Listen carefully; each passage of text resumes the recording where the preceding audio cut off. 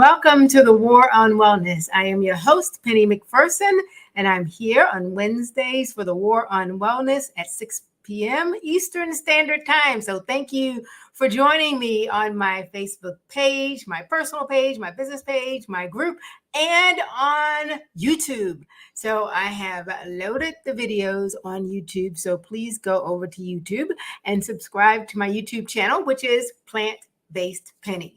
Thank you so much. So I know that Facebook is gathering my audience, but so hello to everybody who's in the replay. If you're watching the replay, say hello. If you're watching live, say live so I know which one you are.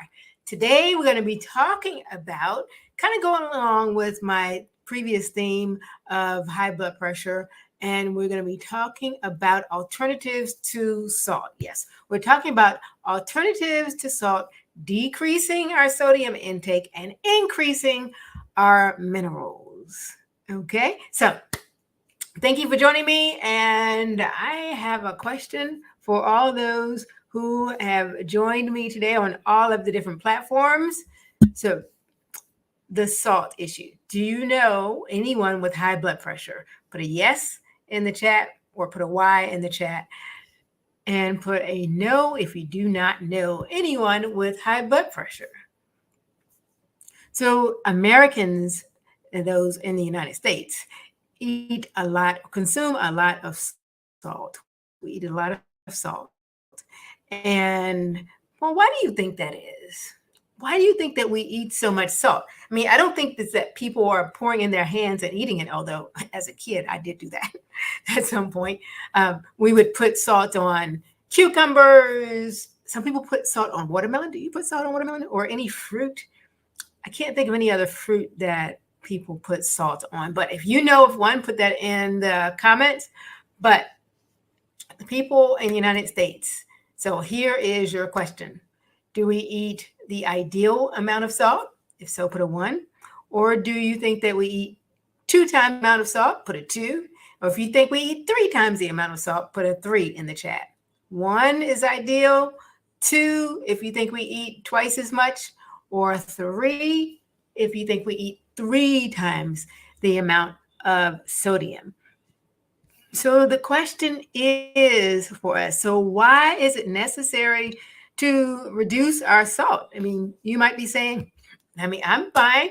I don't have blood pressure problems or anything like that. Is there any other reason that I need to even be concerned about my salt intake? Well, I'm glad you asked. And the answer is yes, C. Most definitely, it is necessary in whatever language you say. Somebody says that we eat 5 times the amount of sodium. Well, there might be some people who eat 5 times the amount of salt. Just depends on what their diet is. And so the answer to the question is that in the United States, America, people eat twice the amount of salt that is necessary for their daily intake. And so the average Americans eat about 3,400 milligrams, and 1,500 is the ideal limit. Actually, less than 2,300 is what the American Heart Association recommends. I recommend 1,500 if you have a problem with your blood pressure, most definitely. So why? So the question is why? 1, if you eat too much salt, salt helps balance your fluids in your body. Too much salt and it can't balance the fluids, and then you end up bloated. So you end up bloated. Or for women, you may end up having menstrual discomfort. You don't want any of those. So that's one of the reasons. The other reason is salt can dehydrate your skin, which produces wrinkles, which makes you look older than you want to look. So that is not unless you're like maybe 15 or 16 or 10 or something like that. Sometimes people do want to look older than they are. Most of the time, when you get over 25 or 30, you're not trying to look older. So we want to mind our salt intake because it can increase wrinkles. And if we decrease the salt intake, it can be better looking skin for us. So when we're hydrated, it's we're more plump. The skin is more plump and it's more fuller, and it is fuller and smoother therefore. So that's why you look a little younger if so. And there's a third reason, but let me just make sure I am not missing anyone. Hello, Diana. How are you? Good to see you. And hello, Alex, as well. I want to say hello to Brenda and Lynn. Yes, wonderful. Thank you all for watching, and thank you for those who are watching on the replay as well. So the other reason is it can overwork your kidneys. So if you have too much, if you're eating too much salt, your kidneys cannot eliminate all of the extra.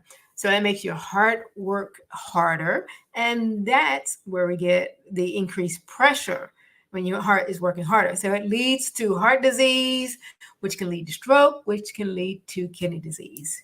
So in the standard American diet, which you may have heard me say before, which is SAD, S-A-D, standard American diet or Western diet, the salt that is eaten is not the table salt. It is a table salt, but the majority of the salt that is eaten, 70% of it is found in processed food, processed and packaged foods, and restaurant food. Most definitely. Did you know that even in most restaurants, they salt the salads? So they would like soak the lettuce in some ice water, and it's salted ice water. So you just never know. You could be if you're not making your own food. And it's definitely important to make sure that you are reading the labels of the food that you are buying, because it may taste really good, but it may be loaded with salt. So just try to pick one that has a little bit lower quantity of salt. So what can we do instead of salt? That is the question. What else can we do if we don't want to be in that category? Somebody said 5 times what is recommended, or so we average about twice as much than what is recommended. So some of the herbs, let me know. I want you to list in the comments any herbs that you cook with, or if you're not a cook, you can list some herbs that you're familiar with. So list some herbs, and I'm going to introduce you while you do that to a salt that a lot of people might call vegan salt, but it's not actually a vegan salt. It's actually a salt that a lot of vegans use. And so thank you to my friend Luana for sharing this salt with me. This is Himalayan black salt. Let's see if you can see that. And Himalayan black salt, it has 84 trace minerals in it. So that's the one thing we want to do. We want to increase the minerals of the food that we eat, because we want to make sure that we're adding nutrients to our body, because then our bodies can manage all of the processes with all of the systems of our body, with all of the 7 detoxification systems that we have in our body temple. And so the black salt, it has an egg-like taste. And so it has subtle sulfuric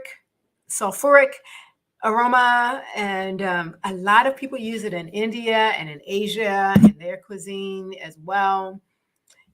And a lot of vegans, some people call it vegan salt, because a lot of vegans use it because it mimics the taste of eggs. So when I make potato salad,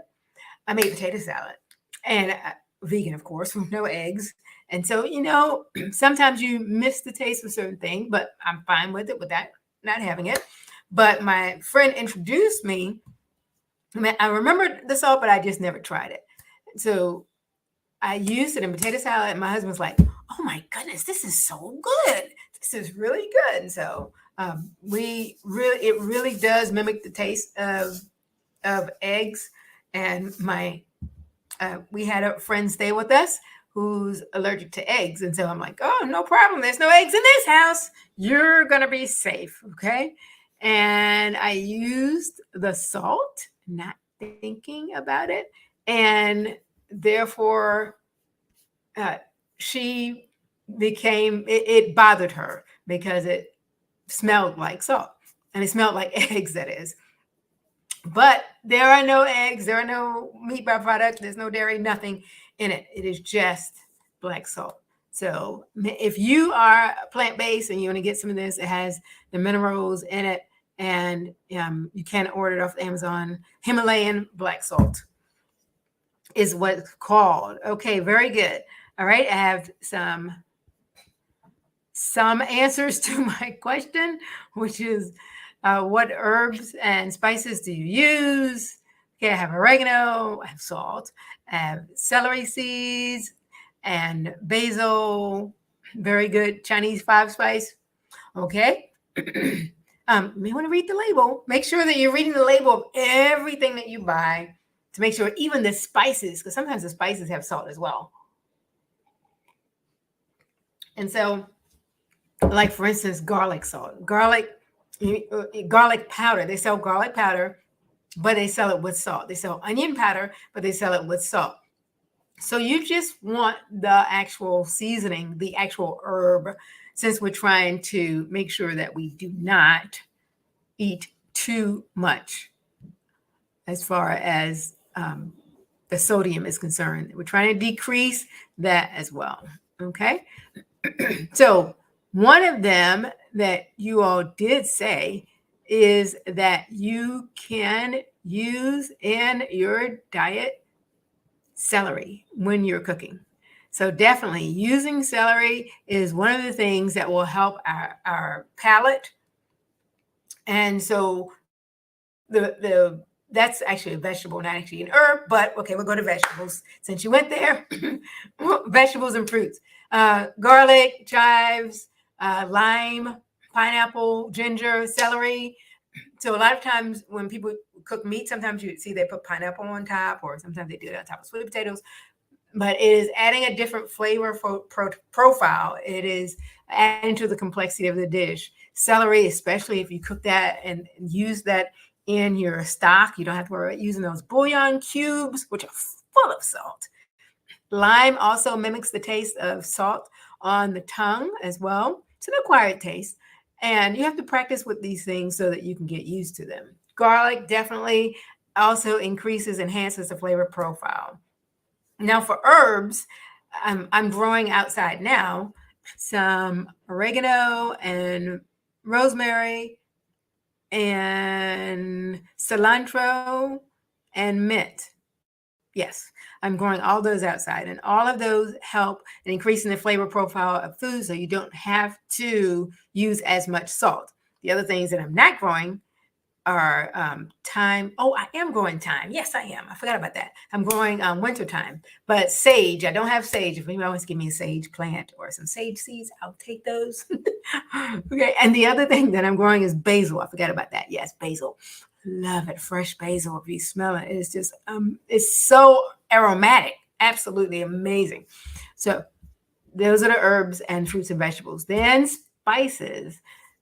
Cayenne pepper, which is hot, but you can just use just a little bit to season with chili pepper. Now, I am one who I don't like spicy. Paul, my husband, loves spicy.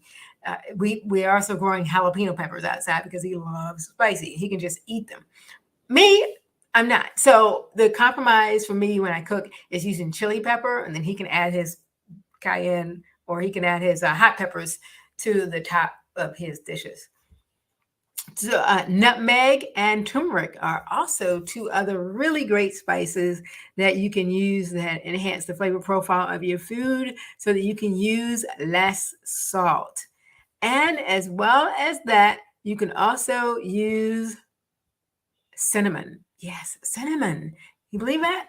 Cinnamon is actually another really good medicinal herb that you can use in your food, as well as smoked paprika. Oh my goodness, yes. I've been using paprika for I don't even know how long, but when I discovered smoked paprika, I have not gone back to regular paprika. You have to try it. It adds a whole nother depth of flavor for your food. So I am going to let that be the amount that I want to share with you as far as the alternatives. So those were the alternatives with fruits, vegetables, spices, herbs, and knowing why is important. So here is the bonus, okay? The bonus is that on next Wednesday on the 13th, we're going to have a webinar right here on eliminating toxicity from your body, because we have a lot to do to work on our bodies to eliminate toxicity. I need to do it. You need to do it. We breathe toxic air. Some of us dry clean clothes that have chemicals, or wash our clothes with chemicals. We eat food that's chemicals. Some foods even say it's GMO on the packages, and other foods may have pesticides, and there's just so many opportunities and reasons that we need to eliminate toxicity from our bodies. So that webinar is going to be on next Wednesday, the 13th of September at 6:00 p.m. in place of this broadcast. But I look forward to seeing you there, and I'm going to help you with simple and effective methods so that you can look, live, and feel well. Please contact me on any of my social media pages if you have any questions. Instagram, Plant-Based Penny Life, and also on Facebook, and also on YouTube, Plant-Based Penny. So thank you for joining. I'm Penny, your host, also known as Plant-Based Penny, and it is my hope that I can help you with my passion and helping you move from problems to progress with plant-based solutions. So thank you for joining. If you're watching live, put live. If you're watching on the replay, put replay, and we will see you next time. Stay tuned.